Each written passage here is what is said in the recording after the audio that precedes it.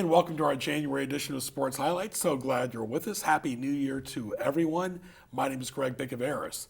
Our program airs on Mondays at 7, 2, and 7, weekends at 9 a.m. on Cox Cable 47, FiOS 17, all over social media and YouTube. This is our interview show, Sports Highlights. Our first guest is Tariq Lewis. He's the assistant football coach at Warwick High School, had a very successful season. He's also the JV coach. He went to Heritage High School. Good to see you. Appreciate it. Thanks for having me, Greg. Very good. How did you get involved in football?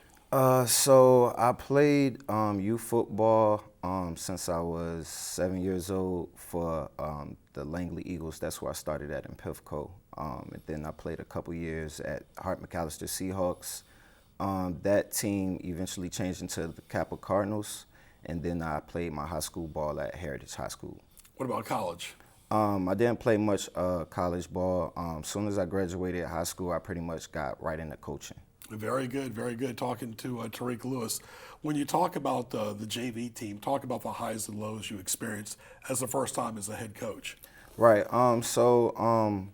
Just going through the everyday practices, off season, making sure guys are committed, dedicated, working hard, making sure we're trying to build a brotherhood. So, you have your highs and lows as you go on, but it ended very well. We had a successful season, ended as district champions, and had a successful group of kids come in as well, a good class of kids to come in. And of course, they have middle school football now too, and it's just like the other schools in sports have middle school teams like volleyball and so many other great sports. Talk about that. It's different because if you play JV football or varsity football, whatever, and you can't play middle school football. You can't do both. That's right. That's something we had learned that first year because we did have a couple of 8th graders that played on our JV team, and they wasn't allowed to play middle school. So, it's something new for the city, but it's definitely a good thing that we have middle school football, so we could get an eye on those kids coming in. Think about that, too. Those 8th graders can play JV. So that's a big decision making between the coaching staff, the parents, and the player to make that decision. That's right. It's definitely a decision to make. And, I think, you make the decision that's best fit for you, If you feel like you can get some playing time on the next level at high school in 8th grade, then I think you should do it. But if not, then there's nothing wrong with playing that 8th grade year in middle school, getting that extra work in before you come in high school. Talk about your high school football coach. He was special. He's since passed away. That's right. I played for Coach Jason Robinson at Heritage High School. He, taught us a lot about the game of football, made sure we was, dedicated and committed to the game. He was a guy that, had experience coaching college football as well, so he brought that experience with him. So he was our offensive coordinator, and Coach Williams was our defense coordinator. He's now the AD at Denby High School. And, of course, before you got the Heritage, they had won a state championship in 2000, so they've had a great legacy there with John Quillen. That's right. So that team actually in 2000 actually was the main reason I wanted to go to Heritage High School. My dad took me to that a lot of those games from that Heritage High School team, and I was able to see just the energy they brought to the game every Friday night. Coach Quillen, had those guys out there very disciplined. So it was a good thing to see, and it was something I learned from. And he had 2 stints at Heritage. He coached a couple of years, then he coached a couple of years later. Well, talk about how you evolved from there. And then, of course, you played for Corey Hairston, with Warwick High School. You were as far as a player at Heritage, but you also were a coach under Corey Hairston. Right. So my first year coming to coach at Warwick, Coach Harrison was the varsity head coach. So he, taught us a lot. He basically had the foundation already there. He just brought in a bunch of new guys to bring in, energy, kids, and we went along with it. Yeah, it's so good to see some of the former players playing at the high level, like Dilholm had a great year in Maryland this year. That's right. We keep up with him. I pretty much watch every Maryland game. Just to see him out there making plays is special for sure. He does get a lot of playing time. That's right. He's in the mix. Yes, he is. And he transferred from Bethel originally. Yes, sir. And yes, he doesn't sir. like talking about that, but he did go to work. It was a shame, though, he got injured his senior year. Yeah. How tough was that? That was very tough. Just, him being our main guy, the guy with all the college offers, and to see him go down and not be able to play his senior year was tough to see.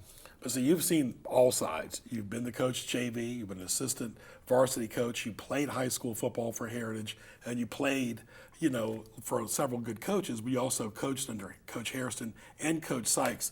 It was funny, we all thought, okay, Coach Hairston's going to go into the sunset. Now, he's not old by no means. Right. We thought he was done. And then before you blinked, he became the coach at Grafton. Right. Did that surprise you since you were an assistant under him? It kind of was a surprise, but I just know how much he loves the game, He has family ties with Grafton High School, so yeah. It kind of made sense at the same time, But I just, we still communicate to this day, and, we still make jokes back and forth about, playing them or possibly getting a scrimmage before the season starts. So, yeah. We would love to televise love. that game next year if y'all could play Grafton, because he did bring some Warwick assistants with him. That's right. And that's basically how I end up into the position I am. Coach Jeremy Trask was our JV head coach, and he moved to Grafton High School with Coach Harrison to be the offense coordinator over there. So then I moved up into the JV head coach position and been moving along ever since. Well, let's talk about it too. The team had another successful year. The varsity team did, made the postseason, went 7-3 during the regular season. JV, of course, you balanced everything. Right. I'm basically JV head coach.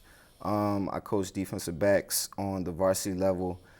We do have multiple coaches for the multiple position groups, so it does give me a chance to have that time to put into the JV like I need to.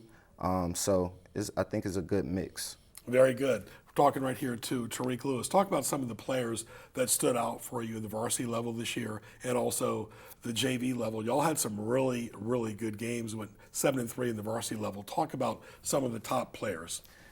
Starting in the trenches, we have a couple guys, Dwayne Skipworth and Christian Corbin, two guys that really, are the anchor of our defense and hold it down for us, starting up front. A guy that stepped up for us at the quarterback position, Zaire White, he was initially a receiver. Our starting quarterback had got an injury. He stepped in, took on that role, and definitely been doing a good job at it.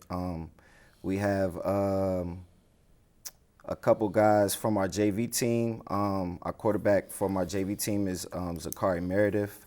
Running backs, Cam Sanders and Cayenne Frazier. Those are a couple guys that was able to get playing time on both JV and varsity and, make a lot of plays for us. What was it like having Thomas Sykes as the leader this year? That's my brother. So it was a good experience to work with him. We played against each other in high school when I was playing for Heritage and he was playing for Warwick. It's always good to work with someone that you have an outside relationship with. And we also coached together before he became the head coach. So it's a good mix to work with him. He had a great year. He evolved really a lot from being an assistant to a varsity coach. That's right. Coach Harrison handed him the torch, and he did an amazing job with it. And he got the players and coaches working hard and dedicated. Yeah, I think him and the Denby coach were two outstanding hires in Newport News. Denby had a solid year, too, as well. For sure. And Denby's got a really good quarterback. That's right. He's one of the top players in the district for sure. Big playmaker named Kevin Parker. He makes a lot of plays out there. Good player. We'll talk about what you like. You like defense a lot, correct? Right. I'm a defensive guy. So I'm the JV head coach, but I also call the defense for the JV as well. Yep. Very good. Talk about what you think of prognosticating premonition for next year. What do you think on both levels? How does the varsity team look? How does the JV team look? Is Thomas Sykes sometimes pick some players from JV? Because he goes to the games too and puts them up in varsity sometimes. That's right.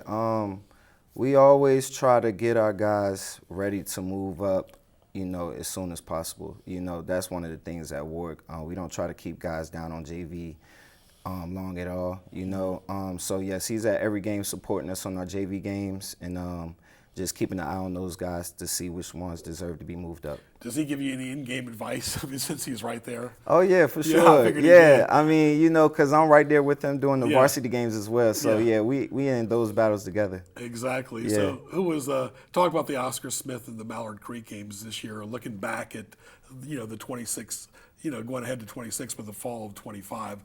Looking back, how was those? I think those were 2 games against 2 good teams that got us battle tested for the regular season and the playoffs.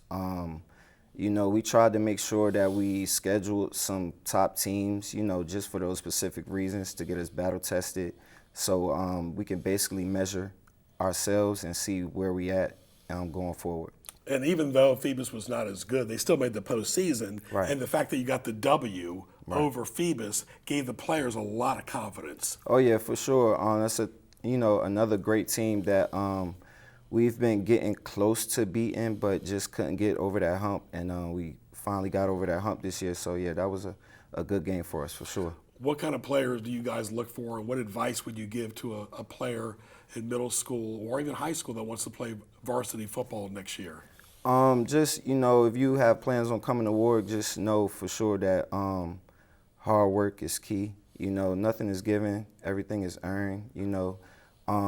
Grades are first, making sure those grades are good because, we never want that to be a reason why, you can't play at the next level. So grades first and being hardworking and committed. And we mentioned Mallard and, of course, Oscar Smith because you didn't have Gloucester this year, so you had to really pick and choose that schedule. Do you like playing at Todd? Is it a home field advantage for you, even when you're like the road game there? And is it like a real road game when y'all played Hampton because you were beating Hampton at Darling and they still ended up winning? How is the difference between Todd and Darling for you? Of course, I feel more and we feel more comfortable at Todd. That is our home stadium. Whether we playing on the away sideline or the home sideline, we feel like that's our stadium. Right. Playing at Darling is not too much a difference. We try to step on any field like it's ours and treat the game the same way. Yeah, very good. Well, all the best to you and all the best to the 26 season. I know conditioning is never stopping. That's right. It's like year-round for us. Very good. All right, that was Tariq Lewis. He's the assistant football coach at Warwick High School. Just finished his first year as the JV coach. All the best to him in his future plans. Of course, he went to Heritage High School. Stay tuned for our next guest right here on our January edition of Sports Highlights.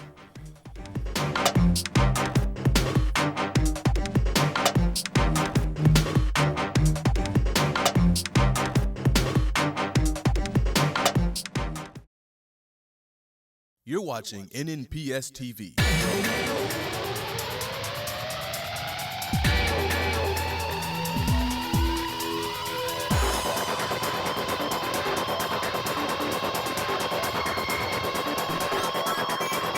Catch sports highlights on Mondays at 7, 2, and 7, and on Saturdays and Sundays at 9 a.m. Visit us online at nnpstv.com to view all your favorite episodes. NNPS-TV, watching education happen. I've been rising up and advancing in my classes. I've been rising up to be the best student athlete I can be. I'm rising up as a leader in my school. I'm rising up to prepare for my future career. We are all rising up and preparing ourselves for success, thanks to our dedicated teachers and staff in Newport News Public Schools. Rise up!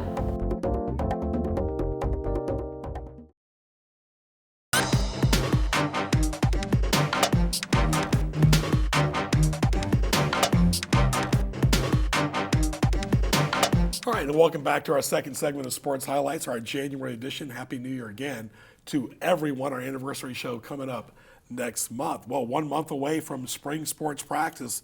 It's basically here talking to David Williams Jr., the head boys tennis coach at Woodside High School. We're getting all the schools in today, and congratulations, your second year. Thank you. Thank you so much. How did you get involved in tennis? Tennis was basically the family business. My father was a really good tennis player, and it was just a sport that I was automatically drawn to since I was probably 10, 11 years old. And it's a physically demanding sport, mentally, more than physically sometimes. But yeah, I've always loved it, and I still play now, still play tournaments now. So it's a sport I've loved my whole entire life, basically. I played my entire life too. You get a lot of anxiety playing singles. It's not easy. I love playing it with Skip over at the Hampton Tennis Center. That is one of the best clay court facilities around. Yes. But you talk about, you've got a famous tennis name, Venus and Serena. Yes. No relation, are No you? relation, Yeah. no relation. Isn't that amazing? Venus is still playing in her 40s. It's amazing because she shows the love of the game that she still has now. I mean, to be in her 40s and still want to get into that grind of practicing and getting your body ready to play just shows how much she really enjoys the game. It's the before and after that's tough. Yes. Well, tennis is a year-round sport. I know you want your players to play as much as they can. Whatever you do, you don't want them to pick up the racket the first day of practice because you're already behind the 8 ball then. Yes. I call it seasonal players. You have some players that pick up the racket at the beginning of the season, and then at the end of the season they put it down, and for 9 months they don't pick it up again. You want your kids to, if you do nothing else but to have your footwork drills, your conditioning, but you want to have the racket in your hand. You want to hit as many tennis balls year round because at the end of the day, that'll help you progress your game further. How did Coach Mann help you? He was a longtime assistant to Mike Smith in football, but how did he help you with tennis? Discipline. Coach Mann was all about discipline, respecting your opponent, respecting the game. If you were upset, you never show that to your opponent. Never disrespect the game. We don't throw rackets and we don't throw temper tantrums, and that's probably my number one rule with my players is that you don't disrespect the game and you don't want to disrespect your parents. You have reverence and respect for the game at the end of the day. I used to have some great rivalries against Hampton with Dudley and Chip Lomax, and Hampton's always had pretty solid tennis teams. Yes. Going back to Jake Wilson and some of the other players in the 80s and the 90s, Coach Mann always had a good program. We were always in shape. He ran our practices like football practices. Yeah. We ran a lot. He wasn't into technique per se. He was more into just, you're not going to be the first person that's tired in your match. Right. So at the end of the day, you really, really enjoy that. I remember when I played the Hampton player, he prepared him to play against me because I used to like to do a lot of lobs. Okay. And he says, I knew Greg was going to do a lot of lobs, so his preparation from football carried on to tennis. Yes, he taught me how to scout your opponent. He would go into the match and say, okay, this guy likes to lob. This guy likes to serve and volley. This person has a weak backhand. They can't move that well. So he would give us problem solving and scouting reports, which is abnormal when it comes to tennis. Usually you just show up and you warm up against a player and you try to find out the weaknesses during the match, not before the match have a full scouting report, and Coach Mann really did that. It'll be neat to have Coach Smith come to some of your matches. Oh, yes. Coach Smith was around, Coach Mitchell. Coach Smith was actually the tennis coach before Coach Mann, before that, so he had the knowledge about tennis also. So, it was always interesting who would pop up at certain matches. Yeah. Well, talk about your Woodside team. How was the experience in 2025? We had a very young team. We had one senior. And we had 2-3 players that took it seriously, and the other ones were seasonal players. But we've locked in a lot with this off season. A lot of my returning guys have taken been self-aware about their games, worked hard over this summer, and I think we have a lot of people going to surprise this upcoming season. I'm very excited. Yeah, and you talk about what do you need to work on? You think is the forehand, the backhand, the serve, or is it everything right now? For different kids, it's all about being able to have repeatability in your game. It's not consciously saying and having confidence in your strokes. You don't want to say, I have a weak backhand, so now backhand's coming and I don't have the confidence. If you don't have the confidence in the stroke, it's hard to make the shot. So right now, it's just repeatability. Keep practicing every shot. You don't practice your strengths. Practice your weaknesses. That's the only way you get better, especially in tennis. And you have to be in shape. Have to be in shape. You can't. Tennis is a in shape sport. You can't fake it. You have to have the ability to run because the conditions, it might be 90 degrees, it might be cold, but you have to be able to run all day because you can't stay still in tennis. It's not a stay still sport. You're exactly right. Talking to David Williams Jr., he's the head boys tennis coach at Woodside in his second year. And you talk about evolving all the time. Talk about, you also have a family member that was a women's basketball coach. Yes, my cousin Trina Patterson, graduate of Warwick High School. She was the head coach of William and Mary. She's now the head coach of UNC Greensboro women's basketball team. And just growing up with her, she's about 8, 9 years older than me. Seeing her progress through high school, she graduated from UVA, going to some of her UVA basketball games. It was, in our family, it was a big thing. So sports has always been a big thing in our family. So she's somebody I've always looked up to. And her dad was sports-minded too. Yes, my uncle Calvin Thomas was a referee for a long time in the city of Newport News, Parks and Rec advocate. Yeah, there's just a lot of memories, a lot of people that sports in this city I come across. Mayor Price, Bobby Scott. I played him in a tournament when I was 13 years old in tennis, the Labor Day Classic. So, yeah, sports has been a big part of our lives and our family. In fact, I played, I know Bobby Scott very well, but I played Mayor Price, yes. When he was, not when he was mayor, but he was also a member of the school board as well a while back. But he was a good tennis player. Yes. We played a lot of those Ned Haynes tournaments. Yes. What's up with Ned now? Father Ned still runs the Memorial Tennis Tournament. Wow. He comes out once a year to run the Memorial Tournament. He's been running it since I was a kid, and I'm 47 years old now. But he still plays. He plays 2 times, 3 times a week. Still, like I said, tennis is a lifelong sport. It's people in their 70s or 80s still getting up 2-3 times a week playing tennis. So. And Ned Haynes was very organized. Yes. His draws were always organized. Yes, always organized. If the draw comes out, you're playing at 9. You're expected to be on the court at 9 o'clock. Right. You weren't running behind or ahead. It was just always on time. Because tennis weather is always an issue. Yes. No matter what. Talking to David Williams Jr., talk about the court facilities. Let's talk about your school at Hampton, the court condition, and now your current school, Woodside. Well, it's funny now. Back in the 90s, I would say the court conditions weren't as good as they are now. They've taken better care of the courts, resurfacing the courts more often. It used to be you might not get a resurfaced court for maybe a decade or so, but the city is doing a good job of resurfacing courts in a good time now. What do you think about, Metroville's got resurfaced courts. Yes. Warwick's got resurfaced courts. Yes. And you can see sometimes that can slow or speed the game up depending on the play. Yes, especially with new resurfaced courts that, for me, is always speed up the court. Courts that aren't as resurfaced, a little slower, might have cracks or something, makes the balls slow up a little bit. So a resurfaced court is a quick track when you play in tennis. And they all have different personalities. Yes. Just think about it. At Metroville, it's wide open. Wide open. Woodside, you're hidden. Yes. Denby, you're somewhat hidden. Yes. Heritage, you're kind of like right out there by the street. Yeah. And same thing with Hampton, you're way back in the way corner. back in the back. Yeah. And Mitchellville, there's no trees around, so the wind plays all kinds of games with you. And Warwick is right by the street, so you have people honking horns and everything. So it's the distinct. Every school has its own, Yeah, but identity. it seems like the Hampton schools are hidden. Yes, they're hidden in the back. Bethel, Phoebus, and Kickerton. Yeah, always in the back. Talk about when you played at Phoebus. How was that? Phoebus is funny because it's right beside the football field, so it was just a lot of, and the track is right there, so it was a lot of noise, distractions. Hampton, was back in the back. It was really nobody. Kickertan's not that, but you always have an identity with the courts about how different they are. So what, as far as the serve is concerned, that's always interesting at the men's and women's level because it's hard sometimes to even get the serve in. Yes. And you have to let off on that second serve. Yes.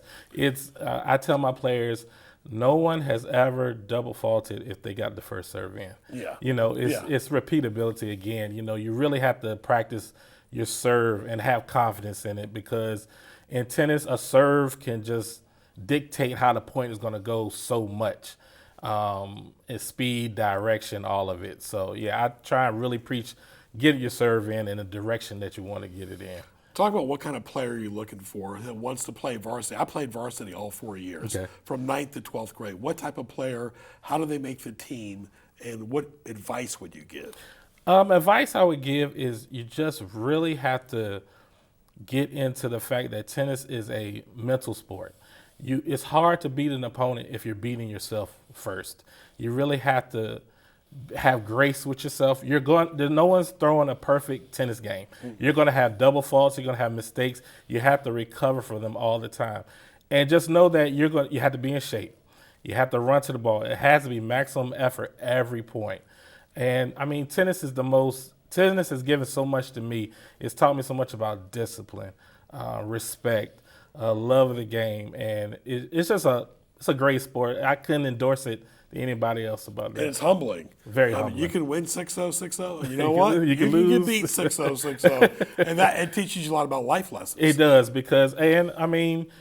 tennis, you can win the first set 6-love and come back and get humiliated 6-1, and you're back at square one. Like, how do I beat this person who it seemed so easy in the first set, but in the second set, I can't have no answers. It allows you problem solving in live time. And it's for all ages, no matter how old you are, men and women both. And talk about the rules. Back when I played the third set, you had to play the full third set. Yes. Talk about now. Now there's no full third set. Even in tournament play locally, it's a 10-point tiebreak because, sometimes in high school matches, that third set might take 2 hours. Sure. It'd be 8 o'clock at night and you still play marathon matches. So it's easier now because, that third set is a 10-point race. You come out fast and try and get as close to 10 as fast as possible. Yeah, how about the schedule? How does it look? We have a good schedule this year. I think that we're going to be doing every Peninsula District team twice, which is that's the first year they're doing this. So it's going to be interesting. I'm really looking forward to this upcoming season. Very good. David, thank you for your time, your talent, and your treasure talking about tennis today. I appreciate you, Of course, you Greg. played for Hampton. Yes, sir. And now coaching with the Wolverines, and give your best to our athletic director as well. Thank you, sir. Excellent athletic director there. I want to thank our guests for our January Happy New Year show, Tariq Lewis and David Williams, and our wonderful crew that works behind the scenes as well. So for Ray Price, I'm Greg Bicaveras. Thanks for watching Sports Highlights, our January edition in the studio, and we'll talk to you soon.